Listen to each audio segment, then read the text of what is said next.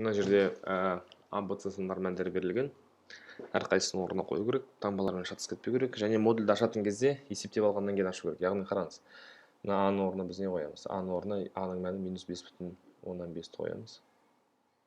Қосылған С-ның орнына не қоямыз? +2,5, таңба өзгермейді.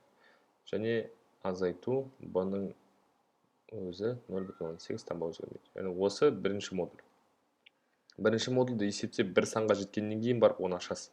Яғни -5,5 қосу 2,5 -3 азайту 0,8 -3,8 модуль ашқанда жай ғана 3,8 шығады. Дәл солай екінші модульмен жұмыс істейсіз. Оның ішін есептеп аласыз, сосын барып модульді ашасыз. Сосын осы екі модуль сандарын бір-біріне азайту таңбасын орындайсыз да, үлкен модульді қайтып ашасыз. Әрқашан модульдан плюс сан шығады, ішінде минус тұрса да, плюс тұрса да.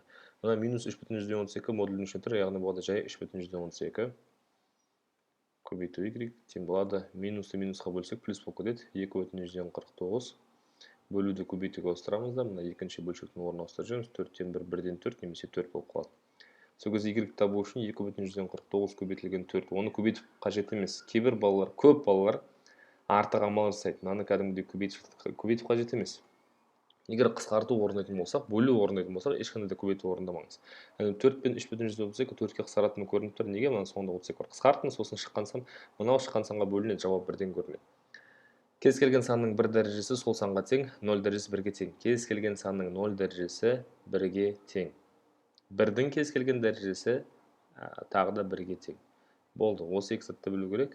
Кейін есептеуді өзіңіз орындаңыз. Дәреже дегенімізді білеміз, 2-ның 5 дәрежесі ол 2 көбейту 5 емес, 2-ның 5 дәрежесі 2-ның өзіне 5 рет көбейту.